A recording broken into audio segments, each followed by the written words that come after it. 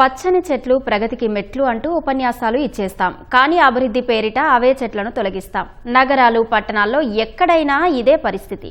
భారీ వృక్షాలు, చెట్లను తొలగిస్తే దానివల్ల పర్యావరణానికి కలిగే నష్టం అంతా ఇంత కాదు.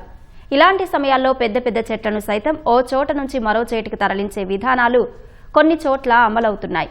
గుంటూరు జిల్లా మంగళగిరిలోనూ ప్లాంట్ రీలొకేషన్ విధానంతో ప్రత్యేకంగా ఓ పార్కును ఏర్పాటు చేశారు.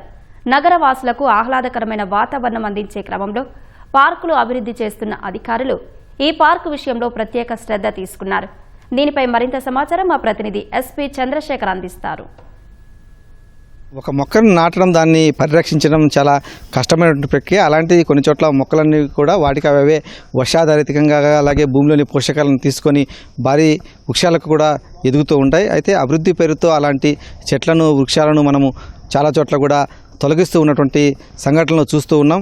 నిలువుగా వాటిని నరికివేయడం, అలాగే కూకటి వేలతో సహా ప్రకటించి వేయడం ద్వారా కూడా పర్యావరణానికి తీవ్ర విఘాతం ఏర్పడుతోంది. మంగళగిరి నియోజకవర్గంలో అలాంటి వాటికి చెక్ పెట్టే దిశగా మంత్రి నారా లోకేష్ చొరవతో అధికార యంత్రాంగం ప్రత్యేక చర్యలు చేపట్టింది.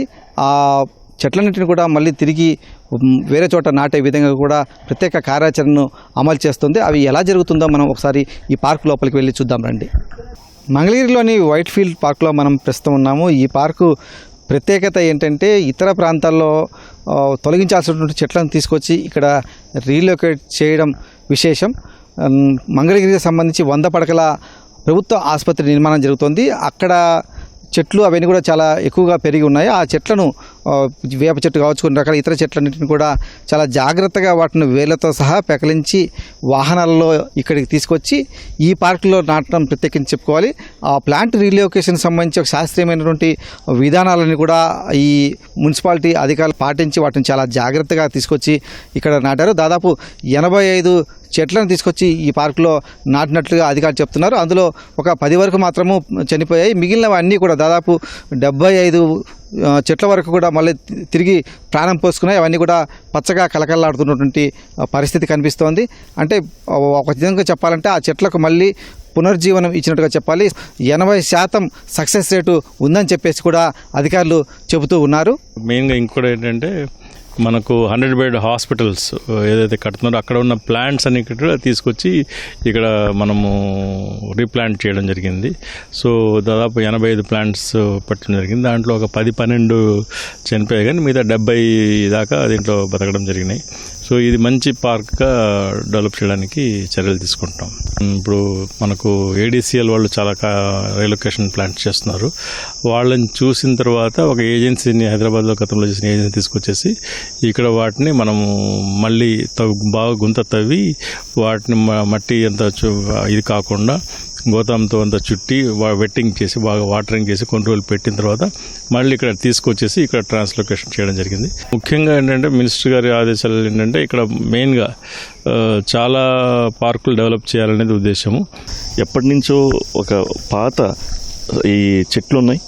ఆ రోజు స్థల సేకరణలో భాగంగా మేము చూసినప్పుడు ఆయన లోకేష్ గారు ఒకటే అన్నారు, ఈ ప్లాంట్స్ కూడా మనం డిస్టర్బ్ చేయొద్దు, ఇన్ని రీలొకేట్ చేద్దాము అని చెప్పి, అంటే ఎంత ఖర్చు అయినా పర్వాలేదు రీలొకేట్ చేద్దామని చెప్పి ఆ రోజున మున్సిపల్ కమిషనర్ గారికి వాళ్ళందరికీ ఆదేశం జరిగింది. నిజంగా అంటే అది శ్రమ వెలకట్లేదండి. దేనికంటే ఒక చెట్టుని పరిరక్షించడం అంటే చెట్టుని నాటి అవి ఒక 20 సంవత్సరాలు లైఫ్ని ఉంది అంటే దాన్ని మళ్ళా పునరుజ్జీవం పొందించడం కోసం పడిన శ్రమ అంటే అది చెప్పలేనివి. కానీ ఆ చెట్లని మనం పరిరక్షించాలని చెప్పి ఆ సంకల్పంతో వాళ్ళు చాలా శ్రమపడి చేశారు. వారికి కూడా ప్రత్యేకంగా మా తరపున వారికి ధన్యవాదాలు చెప్తా ఉన్నాను. నారా లోకేష్ గారు చాలా మంచి చేశారు. ఈ పార్కు పెడతాం వలన చిన్నపిల్లలు కానీ పెద్దవాళ్ళు కూడా పొద్దున్నే మంచి ఆహ్లాదకరమైన ఎక్సర్సైజులు చేసుకోవడానికి ఇక్కడ పచ్చదనం ఉండేటప్పటికి ప్రతి ఒక్కళ్ళు దీన్ని తెలుసుకొని రావటం జరుగుతుంది.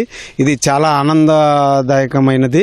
వైట్ ఫీల్డ్లో ఏర్పాటు చేసినటువంటి ఈ పార్కు నిర్మాణానికి దాదాపు 46 లక్షల రూపాయల వ్యయమైంది. దీనికి సంబంధించి 22 లక్షల రూపాయలను ఒక నిర్మాణ సంస్థ కార్పొరేట్ సోషల్ రెస్పాన్సిబిలిటీ అంటే CSR ఫండ్స్ కింద సమకూర్చగా మిగిలిన మొత్తాన్ని కూడా మంగళగిరి తాడేపల్లి నగరపాలక సంస్థ సమకూర్చుకొని ఇక్కడ ఈ పార్కును ఏర్పాటు చేశారు. మంగళగిరి నగరవాసులకు అంటే ముఖ్యంగా ఈ శివారు ప్రాంతాల్లో ఎన్ఆర్ఐ మెడికల్ కాలేజీ హాస్పిటల్ ఈ ప్రాంతంలో ఉన్నటువంటి ప్రజలందరికీ కూడా అనువుగా ఈ పార్కు పనిచేయనుంది. ఇంకోటి ఏంటంటే ఇక్కడ పర్యావరణ హితంగా కూడా కొన్ని రకాల సౌకర్యాలను కూడా అధికారులు ఏర్పాటు చేశారు. పాత టైర్లకు రంగులు వేసి వాటిని కుర్చీలుగా ఏర్పాటు చేశారు. అలాగే కొన్ని చెట్ల కొమ్మలను కూడా భూమిలో పాతి వాటిని కూడా స్టూల్ మాదిరిగా కూర్చునేందుకు అనువుగా కూడా ఏర్పాటు చేయడం ప్రత్యేకించి చెప్పుకోవాలి. అంటే పూర్తిగా పర్యావరణ హితంగా కూడా దీన్ని నిర్మించడం అది ఇందులో విశేషం అని చెప్పేసి అధికారులు చెప్తున్నారు. కెమెరామెన్ కేశవ్తో పూర్ణచంద్రశేఖర్, ఈటీవీ న్యూస్, మంగళగిరి, గుంటూరు జిల్లా.